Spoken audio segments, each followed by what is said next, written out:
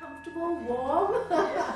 Okay, then let's see Gurudev. Let's see Gurudev. It said that about the year 1996, the Earth is going to shift its orbit, and there are going to be a lot of changes that will lead to the Aquarian age, a more spiritual time. What are your thoughts on this matter? Huh? Already a lot of changes are happening. Is it not? Why wait for 1996? It's already happening. Since my arrival in this country, I see a lot of changes. What happened to all those bells and beads and gardens, love and God and changes, huh? Everything is changing for good. In those days you cannot even talk about yoga. If you say yoga will do something good to you, you will be thrown out of this country. Yeah, it happened to a couple of people I know. He happened to say that yoga will bring health. He was thrown out of the country. He was refused visa. He had to stay out for 2 years to come back. Now, the very same AMA, which threw that fellow out, is asking for yoga.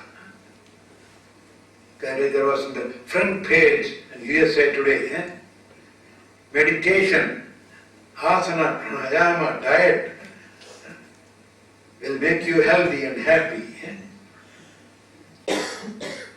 Yeah, in medical colleges, doctors are looking for yoga practices. Change. So the Aquarian age is already here, coming. So that's not that one day the whole earth is going to be doomed or anything. There are people who are afraid of that also. And many of them they even predicted, even gave dates. Such and such day the earth is going to collapse. And many predictions went wrong. Now, another point. Even if it's true that one day it's going to shake up and everything is going to collapse, what good of thinking of it now? Now it is not collapsing. Now it is safe, steady. Enjoy the golden present. It's available today in our bookstore.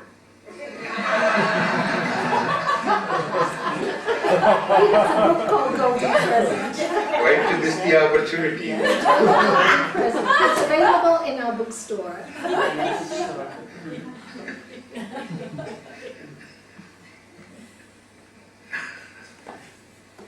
Don't worry about tomorrow.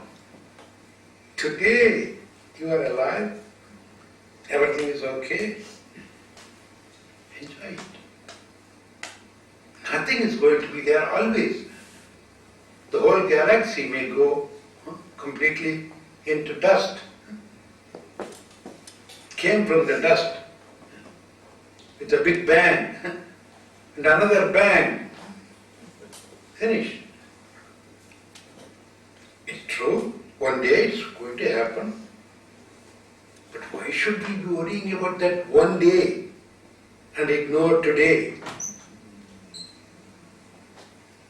Because the people who worry about tomorrow miss that today's wonderful day.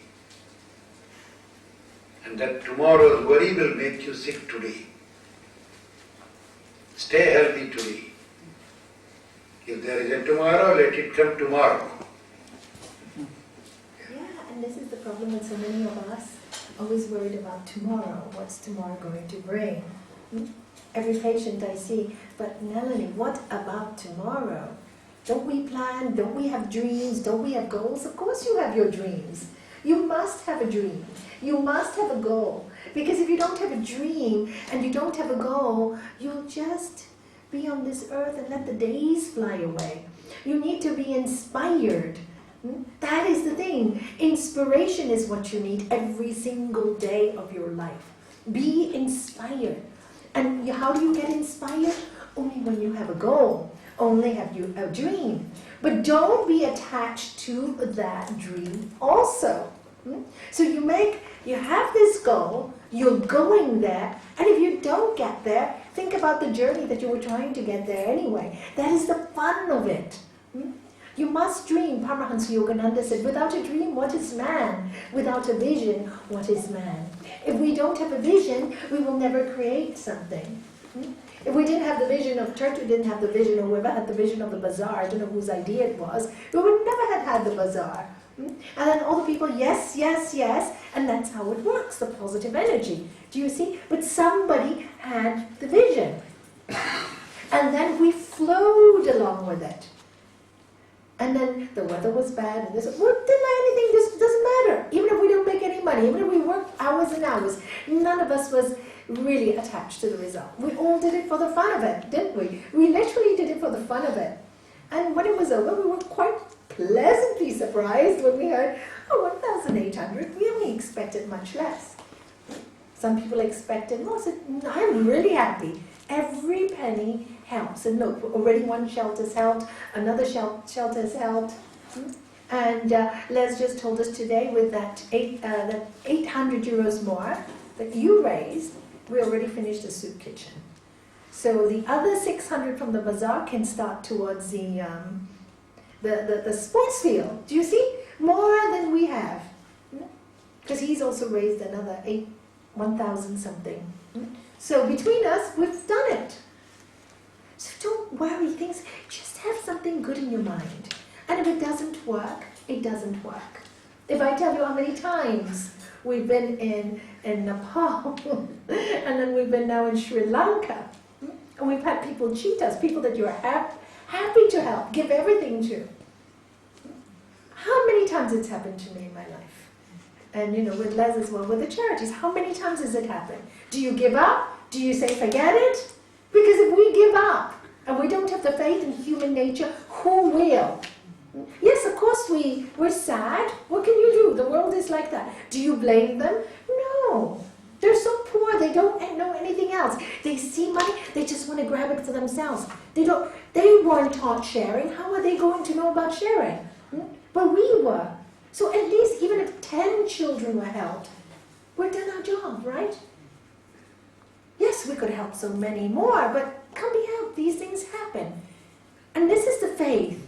And I'd like to read to you something from the Bhagavad Gita before we go on to this wonderful subject on faith and fear. And I do have a question, but I'll read this first, I just, in fact, as usual, I just picked up the Gita, as the voice in my head said, and I opened this page and I just put a marker on it, and it came to this.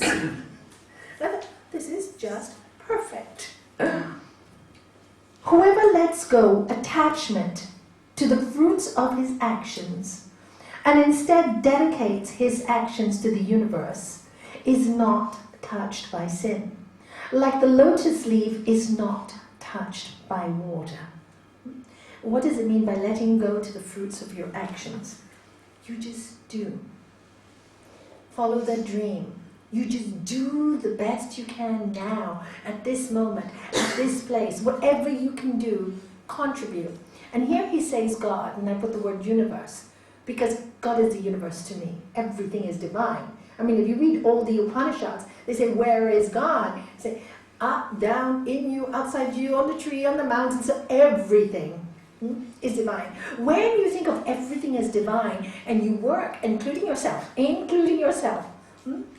you work with that inspiration that you are divine and you're divine, so meeting you is a divine thing. Good or bad, like meeting that neighbor was a divine thing. it's so good when I meet horrible people. Do you know why? Because I spend all night waking up and praying for them. I love it.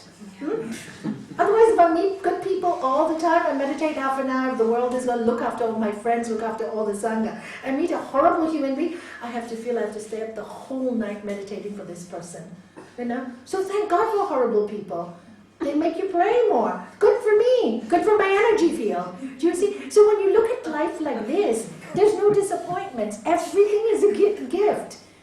Oh, I think I'm getting a little lazier. Before I used to do 15, 10 hours. Now it's just 1 hour a day or 2 hours. You know, there's something not nice had to happen to me.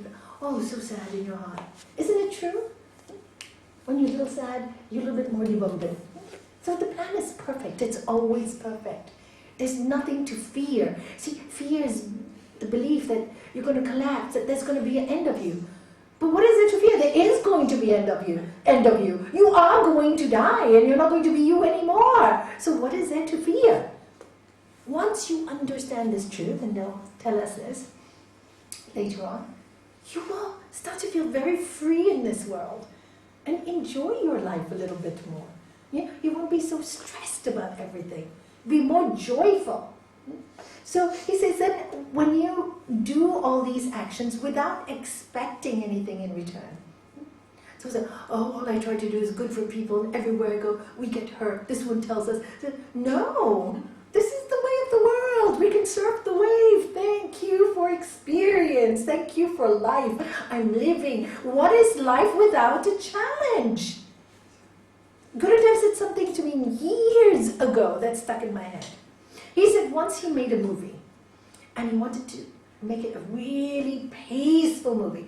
So the whole movie was about peace. It went to the cinema. First day everybody came, second day empty. It was too boring. It's true. When you make it too peaceful, nobody's interested. You know, he used to love James Bond. So he said, so much happening. It makes life interesting. There's energy. So when you have that understanding of life, and you don't have an expectation that everything should work your way, because that's what we do. I do this job because I give you this gift so that you will like me more. Or I give you this, so you know, there's nothing. I give it to you because I love you, full stop.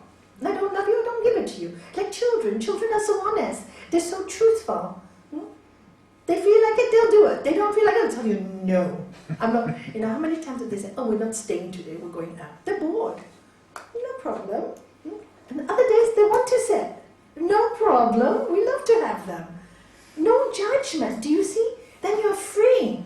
Oh, am I getting boring for people? How many times people walk up halfway? If you're attached, why are they walking halfway?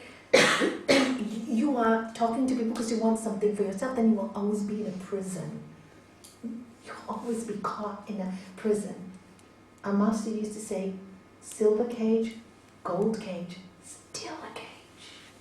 And this is why it says, when you let go, you do your best, simply as the saying goes, and God does. Yeah, you see, you know it so well. You know it so well. You know it so well. Know that you know it so well. Don't say, oh, I keep forgetting, I keep this, I keep that, I keep falling. Who doesn't fall? No big deal. I fell, tomorrow I'll do better. Get up, like a child. I made a mistake, I'm sorry, tomorrow I'll try again. Get up. How many times have you seen toddlers? How many have you seen toddlers learn to walk? How many times have they fall? Poor kids, they keep falling, they cry, they scream, mom carries them, they do it again, and again, and again, and again, till one day they walk. See, they have no fear. Do you see that? They have no fear. And that's why they walk. But if you have fear, you cannot walk. And if you cannot walk, you cannot fulfill your life's mission. Because you're stuck. You're stuck. You're like, ah, and it's fear that makes you stuck. And every time you're stuck, know you're in fear. And ask yourself, why am I in fear? Because I am attached to something, some result. I'm fearful of the result. I'm fearful. What if I do this? I unstick myself, and this should happen, and that should happen, and that should happen. Say that. Don't fear. Try it. I always say, what's the worst that can happen? You'll be wrong. See, do not hold on. That's not bad, is it? Do you know, I know so many young people in today's world, you just wouldn't believe it, that are so super intelligent. So super intelligent. And they're the worst. They're so fearful of getting a job. Do you know why? Because they're so scared of failure. So what do? Hide behind the house, hide behind the computer. They're so frightened of not being good enough. So they stop themselves. I call it self-sabotage. It's really quite frightening. So many young people. And I go, you're so smart. If I had your brains, what could I do with the world? And your life, you're only 22 or 23. What can you do for yourself? How much can you live and absorb this university called life, but instead you're hiding behind a computer? Because you're too smart, you're too fearful? What are you frightened of? That people like you, don't like you? That you fail, you don't fail? We all fail sometime in our life. But you're scared, you want this, if I do this job, then I want this pay, and I want this, and I want this. So many, I want, I deserve this, I want this. So smart, what experience do you have? You don't have the money, just take any job at the moment. Better than borrow, take anything. No, I deserve like this pay, and people are so proud too. Do you see so much fear? Don't fear. You're scared about the results. What will people think? Will I look like a fool? Am I good enough? Am I not good enough? Who is good enough? Who is not good enough? Who is good enough? We don't know anybody that's good enough. Just do your best. We're always going for trying to be good enough. Yes. Who's good enough? We all make our mistakes. I was listening to a CD by Good Enough yesterday in my car. And he was talking about himself, and such an incredible soul. For me, an avatar. And he was saying that he said, I'm not as good as Ramalingam. I have a lot to learn. As Saint Ramalingam would make his body go into disappear. I don't do anything. I was laughing. I said, he doesn't know what he did. So don't worry about those things. Don't worry about those things. You are good enough so long as you have a body, a mind. You can move. You can live. You can breathe. You can breathe. So start to help yourself by being good enough. First thing. Believe in yourself. Be good enough. Failure, no problem. The nicest thing I learned in my life, because I used to study a lot and be one of these intellectual people that was an A student, and scared of failure too. The nicest thing I learned when I met smarter people was, I'm so glad I'm not the brightest. And when I met people who are not so smart, I'm so glad I'm not the dumbest. I'm average. I don't have to prove anything. Do you know that letting go of having to prove anything? There is nothing to prove. We're human beings. What is there to prove? You're always going to be judged, no matter how long you live, by people. People will always judge you. So don't worry so much, all right? Be stronger. Be like the lotus leaf, as it says in this sloka. That, like a lotus leaf is like a, you know what a lotus leaf is, right? Yeah. It floats on the water with the stem and the roots embedded in the mud. So even though it's in the mud, it's still floating and so beautiful above the water. Be like that. And then it goes on to say, a yogi abandons attachment to the results.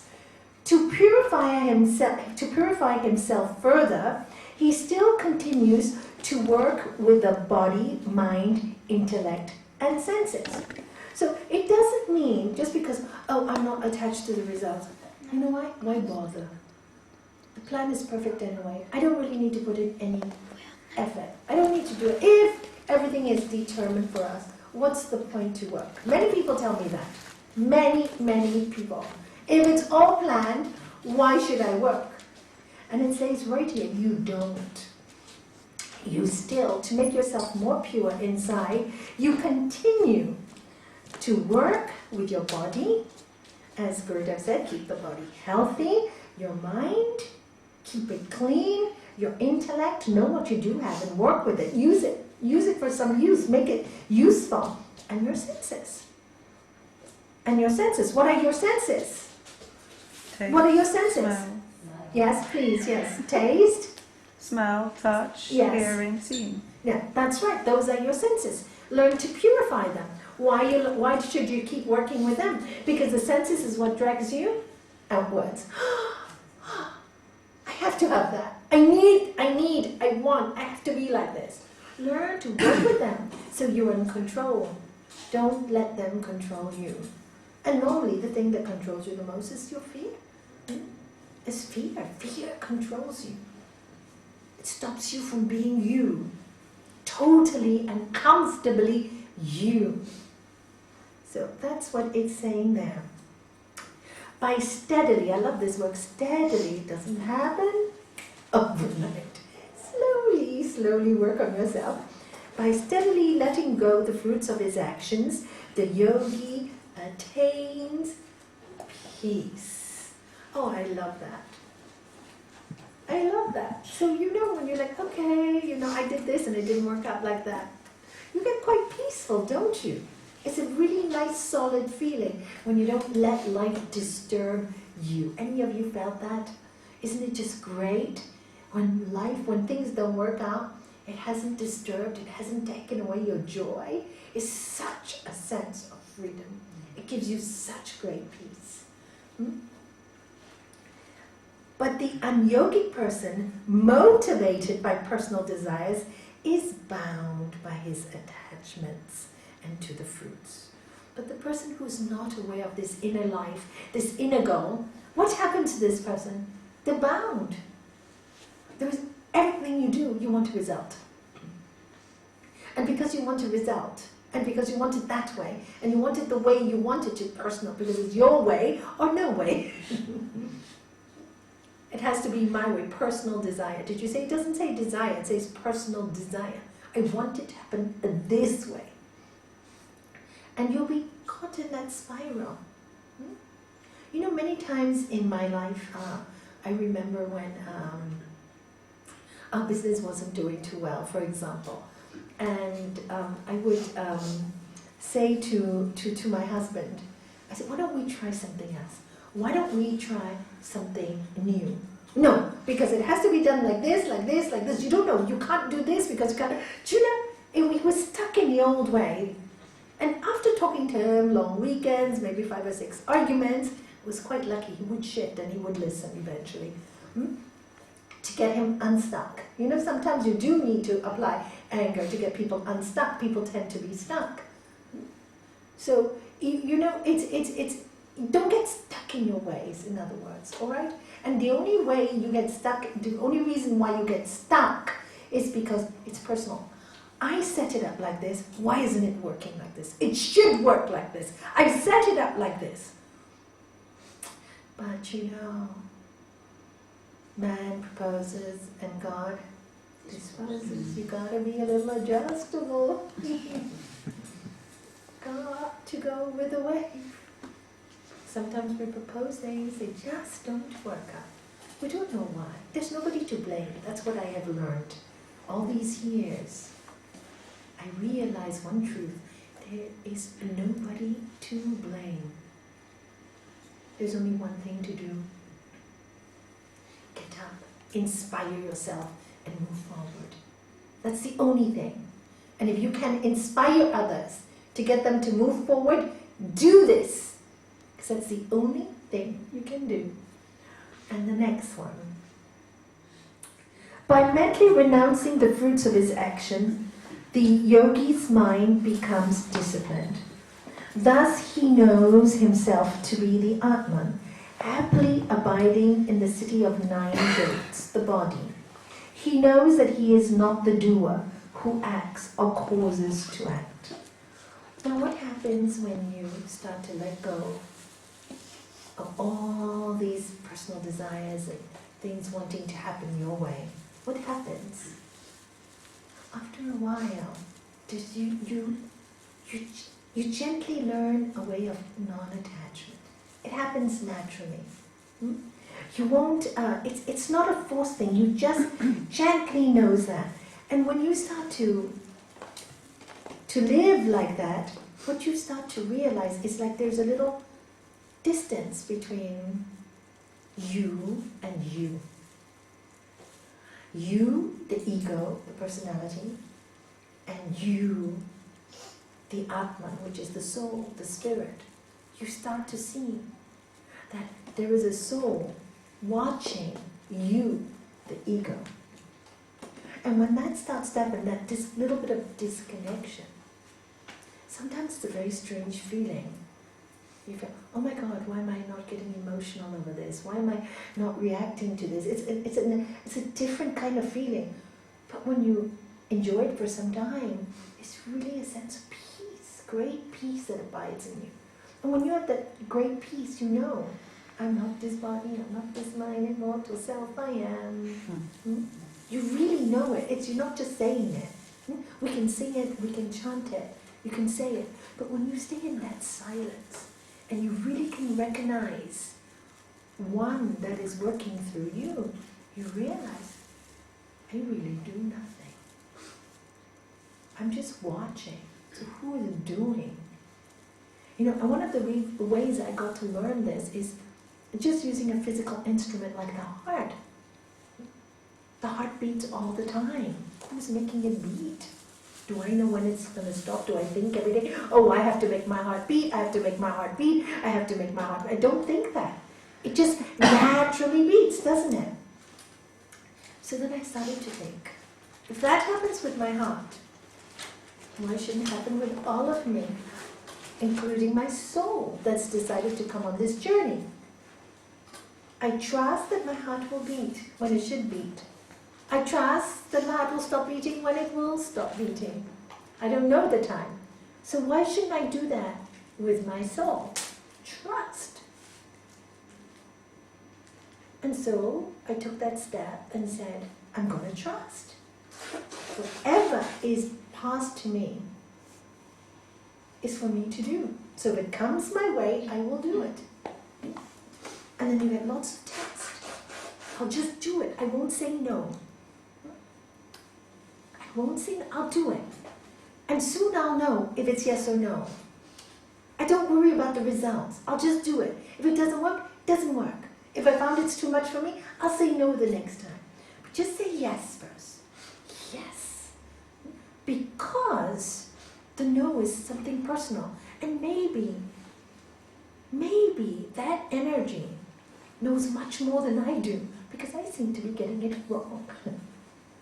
And that's how I started. So since I don't trust me so totally, why don't I start to trust that Atman in me? And then the more you start to talk to yourself like that, there's a strength that comes, you don't know where it came from. You can do things that you've never done before. You don't know where it came from. How many musicians speak of that force? How many artists speak of that force? How many actors and actresses speak of that force? And that force is within everyone. And here it says, when you start to let go of expectations, basically, just do it.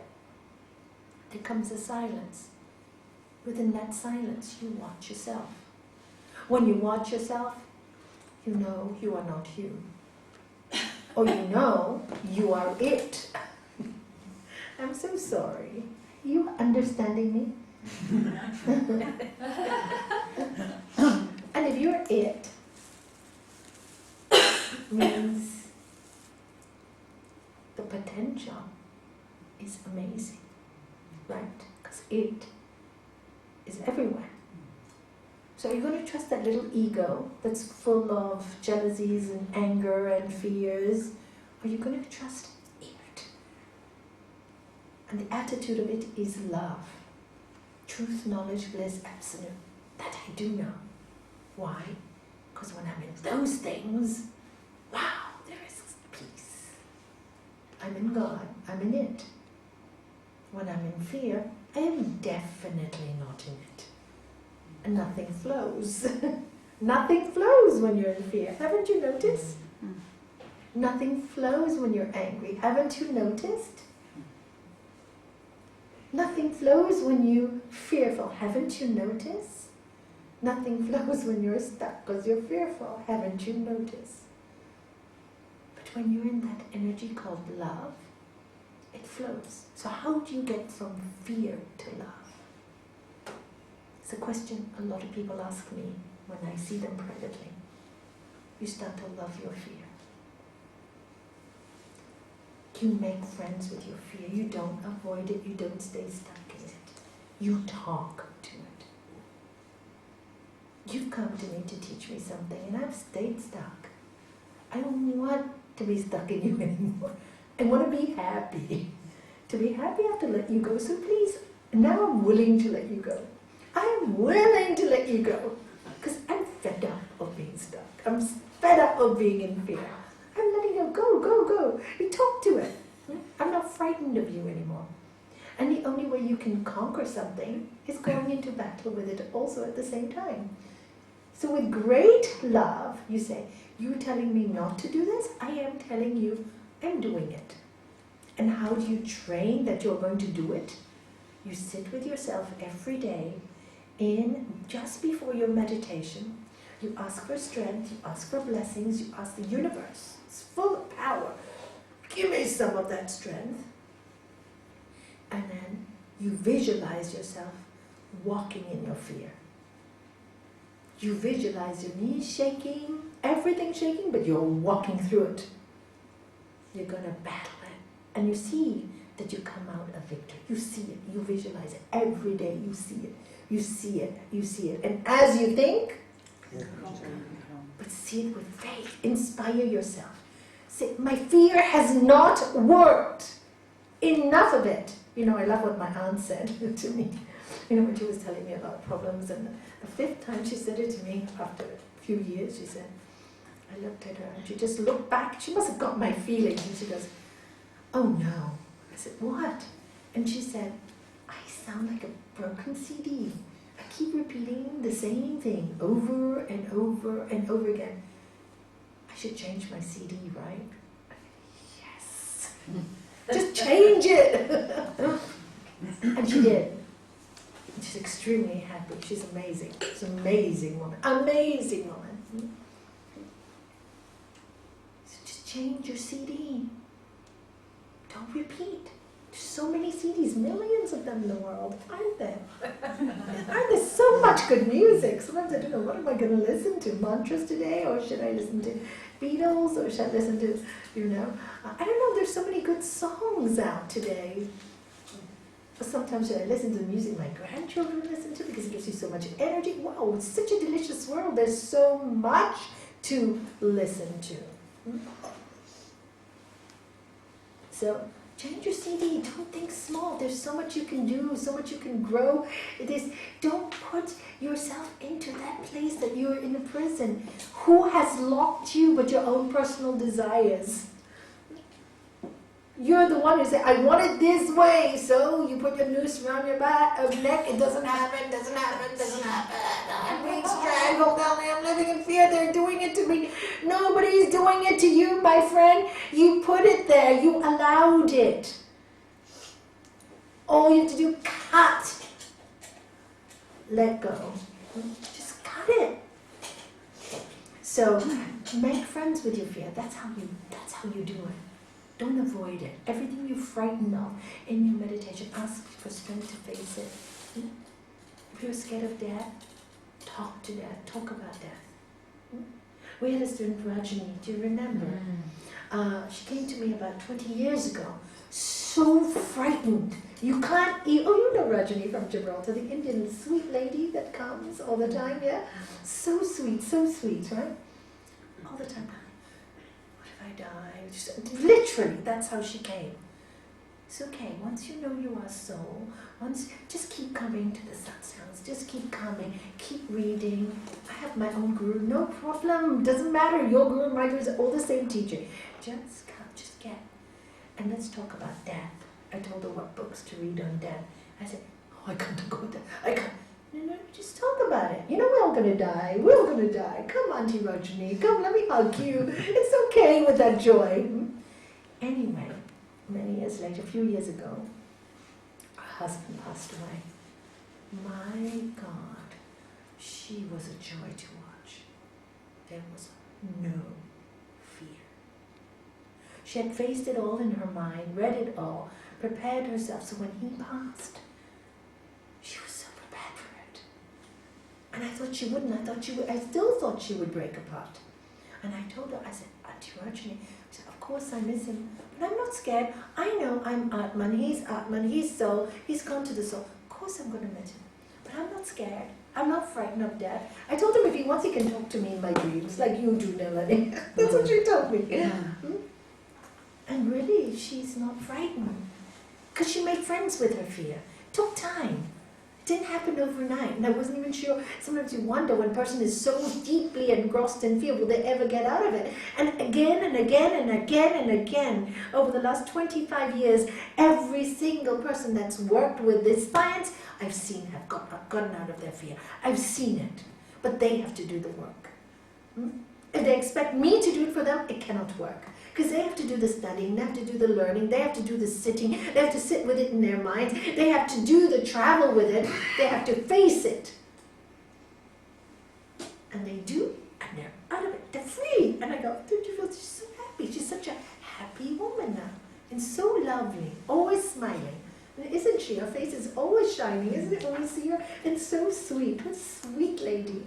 So, this is the result you get by facing your fear. Always put yourself in this position. There's only two roads. Stick with my fear, stick with my feeling sorry for myself, stick with this, and my life is going to be full of action, reaction, more fear, another fear. Face it, do it anyway. And there's a picture of getting out of that prison, being joyful, being free, laughing, running with the wind. People who are afraid of travel, travel. Whatever you're afraid of doing, do. Don't like to get out of your... I've met many people who are agoraphobic. They don't get out of their house. And they're like this. They're literally like this. And they make the whole families miserable. I've had quite a few of those in my early days. Because I'd never met anybody with agoraphobia till I started this work. And I remember I was with this lady who just lived in Irish town in Gibraltar. She hadn't been out of her house for 12 years. 12 years. So the first day I took her, and she lives in the Irish town, which is dark. I don't know if you know Irish, dark and dreary. It's really dark in her house. And the first time after, it was my early days again, I was just experimenting with phobias and using only this science. I was using this science. And then after 8 weeks of visualization, twice a week I used to see her. I didn't have that many patients in those days, so I used to go to her house. Twice a week, 8 weeks we did it. Visualize. And finally on the 8th week, I brought her down her steps, right? She said, she was halfway down, and she said, I can't do it. I said, yes, you can, I'm coming with you. And I took her all the way down, and we walked along Irish town, tearing. I haven't seen the sun for so long. I felt it. I said, has anything happened to you? No. Are you dead? No. Aren't you smiling? Yes. Took you how many years? 12 years. You just had to face it. And then I also had another student with alopecia. You know what alopecia is? You know, when they stress, they lose their hair. But she came to me when she was actually 16. And so I never also at that time known anything about alopecia, so I started to study about the subject. Well, she came to all the talks. So we did this, and she came to all the talks. She did Hatha Yoga 4 times. Those days I used to teach every evening Hatha Yoga, and twice a week I'd do a talk. She came to every single class. Okay, within 6 months, her hair grew back, eyebrows grew back, her eyelashes, she was scared of exams, life, scared of life, full stop. Anyway, faith came back, she realized she had a soul, and all this came back. Anyway, she was fine. She actually made it to university without losing her hair and her eyebrows. In her case, she lost everything. Eyelashes, eyebrows. You remember? Did you know her? So many. Anyway, there was a bit Sangha. We all knew her because we would see her bald and then suddenly she's got her hair back and she's beautiful. And she lost it for many, many, many years. She got married. She told me when she met her boyfriend, Nalanie, I've made it. I said, you see? She made it. Okay, what happened after she had her second child? She got postnatal depression. And again, all this happened. She started losing her hair, she started losing her eyelashes, she started losing her eyebrows. So her aunt called me up and said, Nalanie, it's happened again. I said, oh my God, it's been so long, she's been free. What's happened? She won't even move out of the house. So I said, look, I'm really busy. I want to see her today, but I've only got a half an hour slot. She's done all the work in the past. Just bring her to me in your car. And so she came to me crying. She said, I have all the old fears. I'm back to square one. I said, absolutely rubbish. What a lot of rubbish. She said, I haven't been able to go out in the streets. Look, I'm bald. So I said, what did you do before? We put a scarf on. So I had a scarf around my neck, put it around her head. You know, and I got some makeup up for my back, put some makeup on her face. And I said, you look stunning. What are you scared of? I said, it's just, you think you've fallen from ground gain, as Sri Patanjali tells us, but you haven't.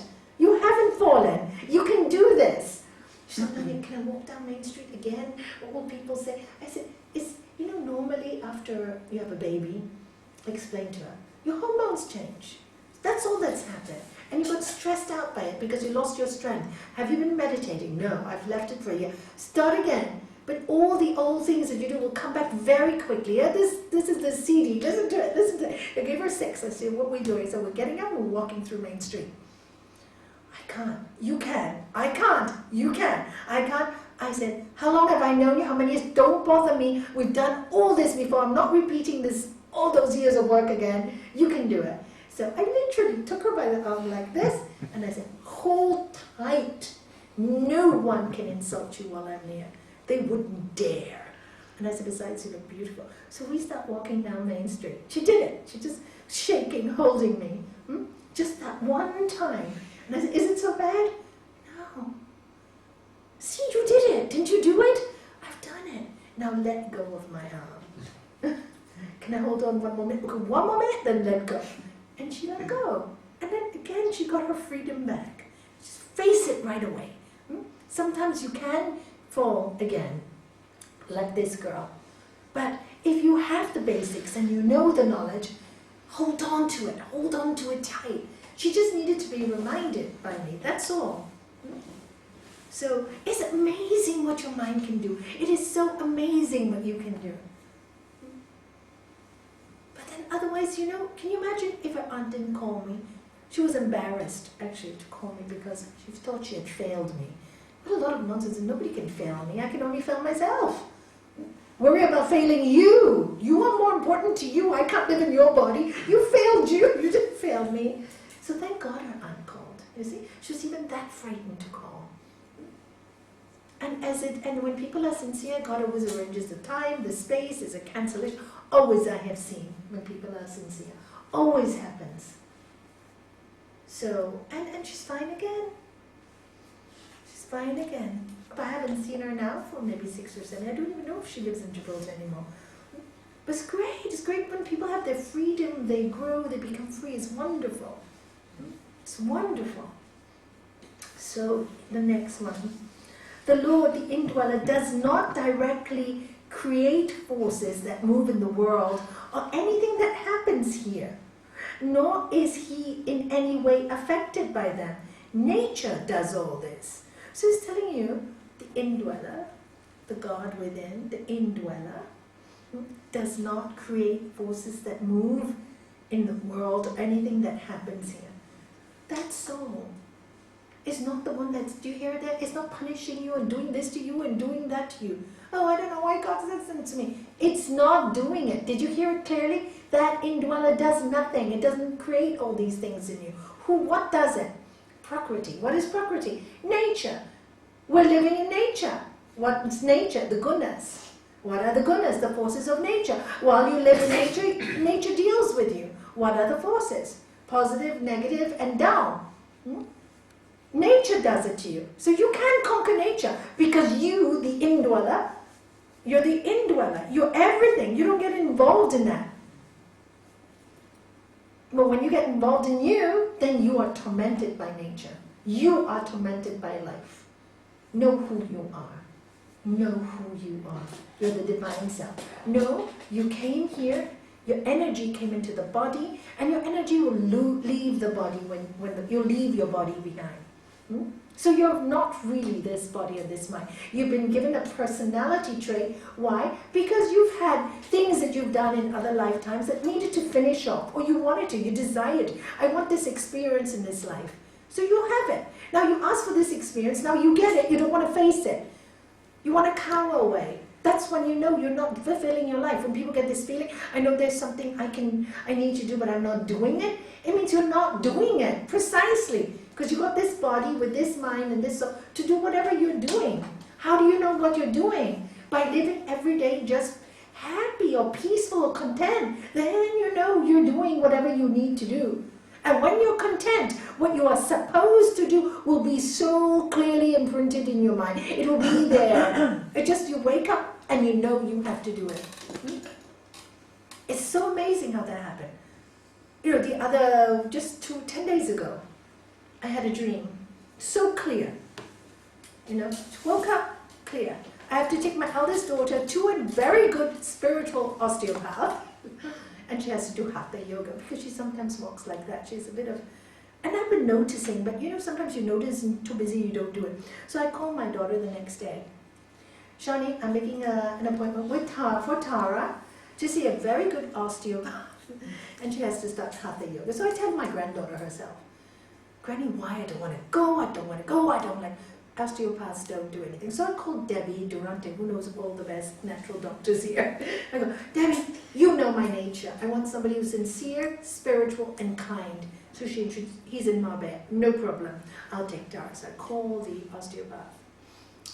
She's complaining, Granny, I don't want to go, I don't like this, is the natural. Granny, was going to hurt. Sorry, I'm your granny, I have a dream, you know, I follow my dream. You can say no, no, no, I'm taking you. Finish, no nonsense. Then she nags her poor mother.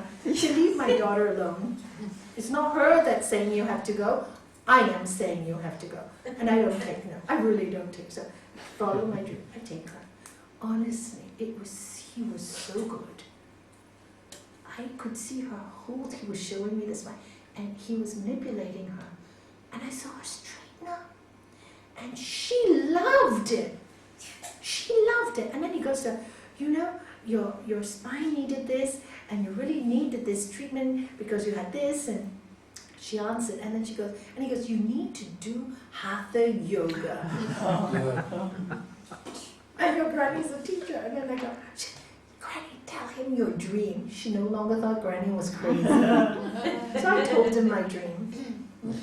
But the wonderful thing is when she came out of there, she told her Mom, I'm glad I went. I feel so good. My neck, she says, it doesn't feel heavy anymore. It doesn't feel, so she was carrying this heavy neck, and that's why, you know, as you know, she walks like that. She was carrying some weight there. And I told him, in the dream it was also told to me that it's come from birth, because when she was born, she had the umbilical cord around her neck. I watched them cut it, you know. So it must have come from there. And now the whole body's out of balance for so many years. She's already 13. I should have done it long ago. So the dream was telling me about time. You knew it at the back of your head, but you never made time for her. Your daughter doesn't have time. She's a special needs, the third one. You got to do it. Do you see what I'm saying? You get clear messages, and you are not frightened of following them, no matter how many no's you get. Because life will give you, the only reason I'm telling this story is life will give you no. You know, it's the person who is next to you is causing, no, please. who are causing problems for you, right? And you're talking to them, and they'll say, no, no, no, no, no. You say, I'm sorry, whether you like it or not, has to be done. I will not take no for an answer. Comes to a point when you have to do that. I will not take no. This has to be done. Because you know. When you know, you know, you know. Follow it. And it causes no harm to anyone.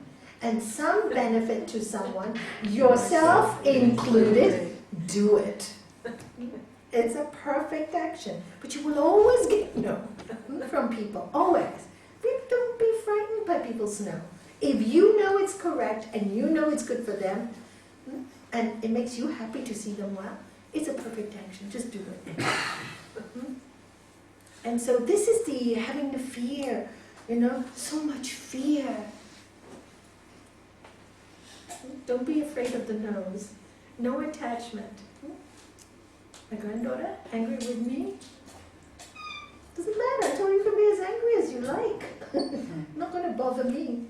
She came, she loved it, she thanked me 100 times. And ever since then, she's also changed. Can I please stay with you next weekend? I know you got gas, I know you got the course, but I just want to be with you on Friday. Okay, come on Friday, come.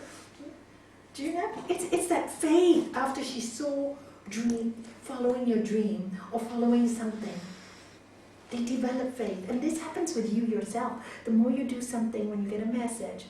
I mean, you get lots of messages, And when you follow these messages and you follow your dream, there's something that happens. It clicks, clicks, clicks. Everything just works. You get the appointment on the day you want. Everything works out the way you want. And you know you've done it right. But you will get no, no, no, no. Ignore those. All right? Got it? This is such an old text and so wonderful in psychology, isn't it? And the Gita is fabulous. That's why I love it. And finally, this is the last one I was going to finish it before we go to that question. The Lord, who is omnipresent, does not measure anyone's virtues or vices. Did you hear that? It doesn't measure your virtues or your vices. It doesn't measure you. We do it to ourselves. We do it to other people. We measure. But the Lord Indwella does not measure anything. It doesn't. So wonderful, right? Because inner wisdom is veiled in ignorance, people, therefore, are misled and err. They make mistakes because it's veiled. This truth is veiled from us. When you know who you are enlightened. In that self-realization, the darkness of ignorance disappears in the light of true knowledge that shines like the sun, revealing the Supreme. And isn't that beautiful? All we have to do every day is be aware of who we really are. Who we really are. That's all we have to do every day. And that's why I suggest meditation. Because when else are you going to do it? Okay, maybe you don't meditate completely. It doesn't matter. Many people don't for years. I sat for 5 years, I think, before I got 20 seconds or something like that in silence. And probably wasn't in silence because I was watching the silence. Do you know what I mean? What was that first line again? Pardon? The first line. What first line? Of On what? that last bit that you read. Okay, I'll read it again then. Yeah. I believe it was chapter 5. I find the page, because I just picked it up this morning and put that in this just now.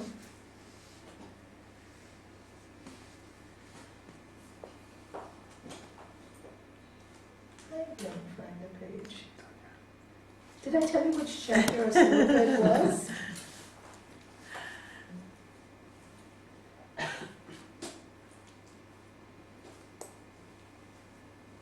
No, I'm so sorry. You're not meant to have it.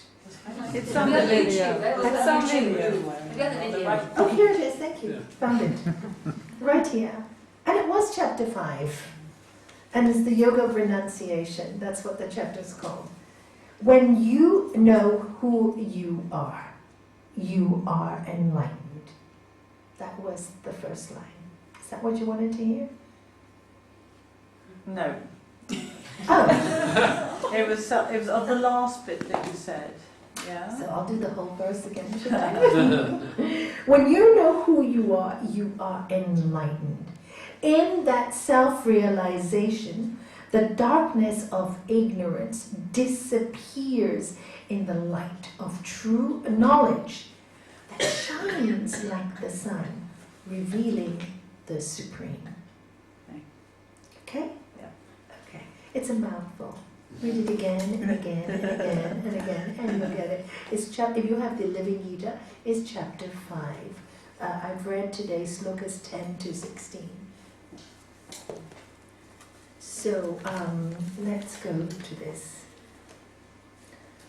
How do you manage to stop fear taking over? Well, I mentioned to you one technique, which is do the visualization, walking into it, make friends with it. Make friends with your fear. I'm frightened. Talk to it. Don't be afraid of being frightened. I am in fear. Don't deny it. Or don't, I'm fearful. Don't hold grasp and don't deny. Just sit with it. You know, I'm really frightened. It's okay. I'm really frightened. It's okay. The fear will not take over me. I'm stronger than it. But I am really frightened. It's good to admit it. No. It's going to be okay. You see, it's going to be okay. You're not feeling it's going to be okay, so don't say it. I'm really frightened. I know things will work out. At this moment, I'm really feeling frightened. It's okay to feel frightened at this moment. You're really frightened.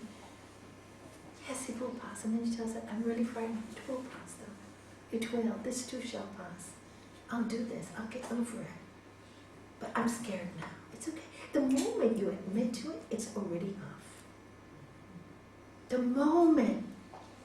But when you're resisting it, oh no, I shouldn't be fearful, I should know better, I should be stronger, I know all this knowledge and I'm still fearful. Oh, don't do that to yourself. I am fearful. That's why the first thing I did is I didn't realize how fearful I was about driving when my husband died. The first thing I did is admit it to all my class. I said, you think I've got where I want to go? No. I cried all the way home driving my car the first time. Because my husband used to drive. I didn't want to go again to get my driving license. I had no time. So I just took the car and faced it and drove and cried all the way home. And as I'm never doing this to myself again, I'm going to drive well. I'm never putting myself in that situation again. I refuse. That's it. Face your fear, you see? But I didn't deny it. And say, oh no, you know, when Shanky died, I did everything so easily. It was like, oh, I was so... Oh. That made me very inhuman. It was horrible. I was totally in fear of all these funny things like internet banking. I was so frightened, but I faced it. I did it. I really did it. I did everything I was fearful of to set myself free. Don't cower. That's the secret. Fear will come to everyone. And you know, whenever I think, oh, I haven't achieved anything, I have achieved a lot. When I hear Lord Jesus' words, when he was in the Garden of Gethsemane, and he said, you know, he was crying, they say, tears of blood, because he knew what was going to happen to him. He knew, didn't he? He said, whatever happens, I'll deal with it. But he was crying tears of blood. What does that tell you? Everybody has fear. It's how you face it. Everybody. Once we touch the gunas, the earth, we are surrounded by these emotions and feelings. Don't be afraid of them. He asked for help. He said, no, he didn't. He said, I know if I asked, you would send me a host of angels. But I know I must do this. Could see his destiny. Could see the destiny. And the destiny was to teach forgiveness. That was the destiny, the ultimate forgiveness. Somebody who crucifies you, breaks you down, etc. and say, Lord, forgive them. They know not what they do. That was the teaching and all that. If he didn't do that, Lord Jesus wouldn't be Lord Jesus, would he? Do you see the destiny is planned? It may not look very pretty, the picture, while you're going through it, but the end result is divine. Yes. May I ask you something? Sure. When someone can't forgive, how can you help that person? If someone says literally to you, I can't forgive, it is impossible to do that. I'm sorry, you'll have to continue suffering.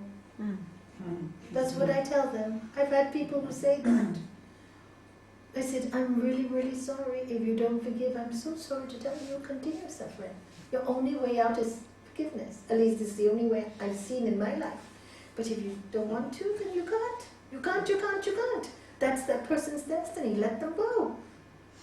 When they're ready, they'll come. It's not up to us to do anything. It's their destiny.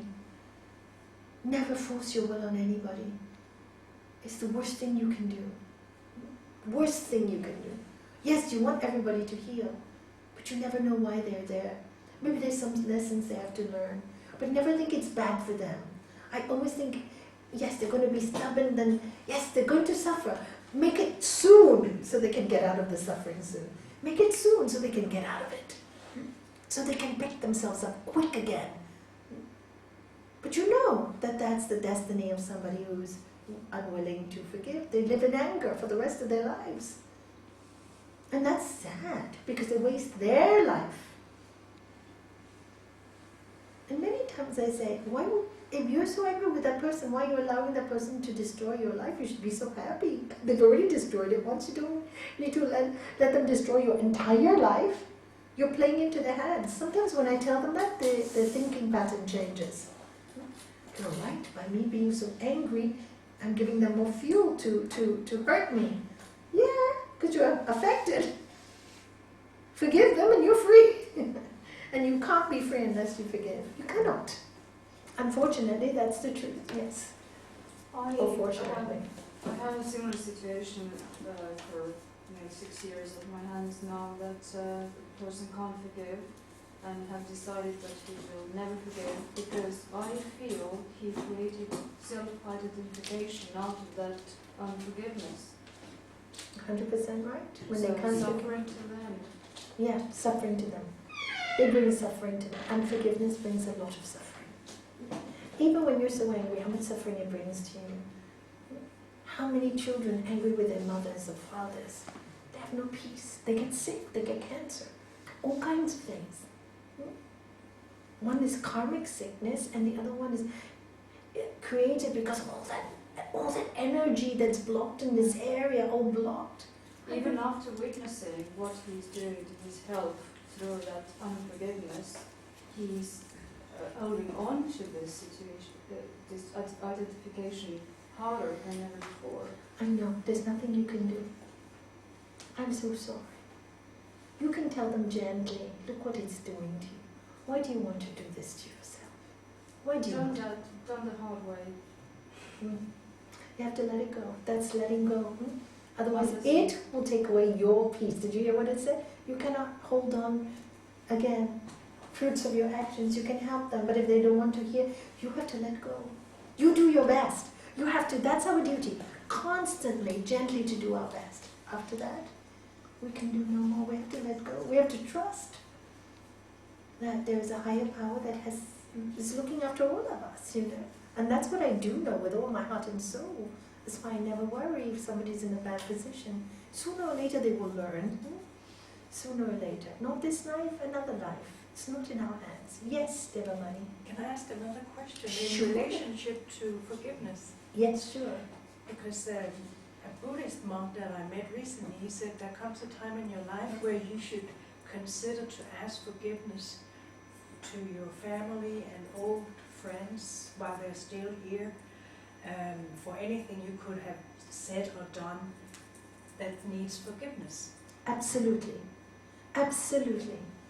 I mean, the moment you've done anything to hurt anybody and you've seen it, say I'm sorry right away and ask for forgiveness. But even like bring it up and say anything I could have done.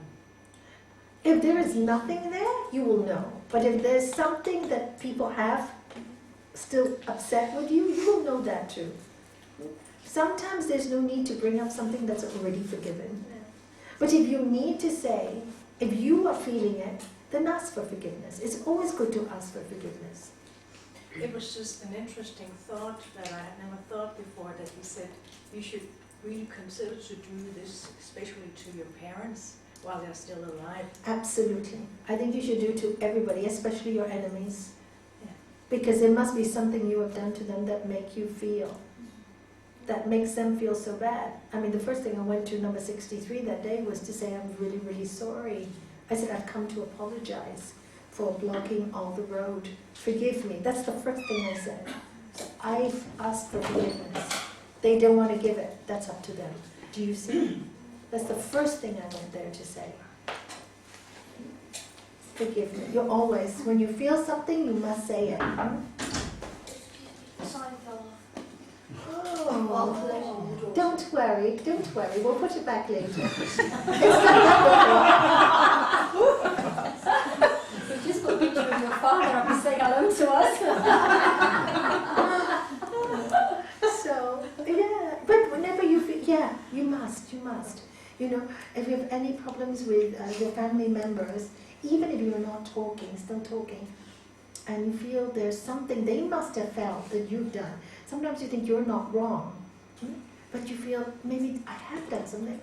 Even if you feel it a little, ask for forgiveness. If I have done it, there must be something, I must have played some part in it. It takes 2 hands to clap. Ask for it. If they don't give it to you, do not expect them to give it to you, but you ask for it, all right? It's a very good, yes, practice. And it's a very important practice because it finishes the karma with that person. It finishes it. You don't have to come back another lifetime to do it again. Because action, reaction is all kind of, it goes from one to energy, just rotates. And so if you want that to stop, forgiveness gives that plateau, that peace. So once there's peace, there's nothing else to do there. So wonderful, yes, absolutely. If you feel, and you would do it tonight, go right. Sometimes I remember when, well, it's a long story that we've had, you know, a big problem with my sister over the years, and you know, my father died about 10 years ago, and before that there was a big drama with my sister all the time, and you know, the family didn't know what to, you know, she was a bit mental problems and all sorts. Anyway, when he was in the death bed, the last few words were to ask her to forgive him. And it's quite funny because it should have been the other way round. But it was like this, and because of that, she grew into that situation where now, you know, any time that there was a big argument, you know, she felt the strength that she was in the right and everybody else, you know, like a proof that she was in the right and everybody else in the wrong. I don't know whether that means, I suppose, that it did my father some good karma resolving. He let go. He let go. He let go. He let go. But that's over the years that. made her grow into that ego even stronger than, you know, I was right and he was wrong at the end.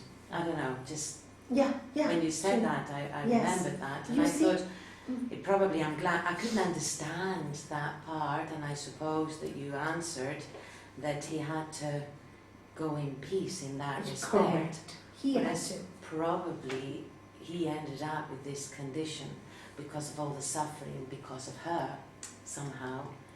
But Maybe then not. she grew into that sort of stronger position, even more so, you know, through that. That's her loss. Yeah, That's her ego, that's her loss. sure. And she will not be happy. She continues to argue. So I suppose it doesn't do the benefit to the actual person that you're asking forgiveness, but it does to the person who is asking. Absolutely. Yes, sometimes. Absolutely. Because normally you would think that it is for the sake of the other person, but it's more for the person who's asking. Absolutely. If you are set yourself free, even if somebody else caused you pain, you have to If they don't understand. understand any of it, at that point, that they just grow That's stronger irrelevant. into, all right, yes, I was right, even in the death That's bed, why. you know, they said that's because I That's- was right and he was wrong. Yeah, that's why it says, do not. What I read first and foremost to that. Do not expect anything. Yeah. Do not hold on to, have no attachment to the fruits of your actions. You can just act. How people react, you don't know. Never expect it. In her case, it turned out bad. But that's hers. She has to face her own karma. He released himself. Because I never understood why he Now did you that. know why. He had to finish. Yeah. Because he must have felt, maybe I was. A father will. A mother will. Even if you know you're not to blame, you sometimes say, maybe I did do something. Maybe I wasn't that perfect father. Maybe I wasn't that perfect mother. Let me say I'm sorry. Maybe I wasn't. You cannot hold on to that. It's like the story my father told us many years ago. I think I've told you many times. You know, when we said, you're always giving people, my brother was arguing with him, you're always giving money away, how many people have cheated you? You know, Dad, why do you do that? You're throwing all your money, really arguing. My father goes, God sends them to me. I trust them. I do it in a good name. If they don't want to do the honorable thing, it's not my karma, it's theirs. Total detachment. It's not your karma, it's theirs. Yes, I trust it. Yeah. If you have a situation about She has a netball game. Enjoy it. Oh, next week there's no class. Oh, there's not. Is there not? No, 2 weeks. We've got the course Okay. next week, yes. That's- One last question and then I'll let you go. It's 7:30 already. I realize the kids will be hungry. Yeah. I have a situation which you know of. Yes. I feel better when I think about forgiving this person, but I don't actually want to tell her. Because Okay. I don't see the point, because I never want her near me. And so, but when I think about it in the sense of, obviously the reason she acted the way she did is because she knows no better, or I don't really understand that Good. somebody could act like that. So then I feel better because I just feel calm, but I don't want ever to speak to her, or I don't want to tell her that. That's okay. Because actually I disagree with what she did. Absolutely. So you don't need to. You just need to forgive her from your heart. In your case, you don't need to. I know your case very well. There's no need. There is absolutely no need. You may feel 5 years' time. Situation might come just before you, and you might just say it. You know, I forgive you. But as long as you forgive inside, like you said, you feel more peace when you forgive. Yeah. Stick with that. At the moment, there's no need to do more. And you're getting that instinct. You see, your instinct tells you, I'm not ready. So no need to. So long as you get the peace, make peace your God. You've done it. You don't need to do anything more with this person. If I was you, I'd just erase it. Goodbye. Taught me a great lesson. Goodbye. You don't need that person in your life anymore. Just forgive them. Sometimes when you go back to the situation, there's more trouble.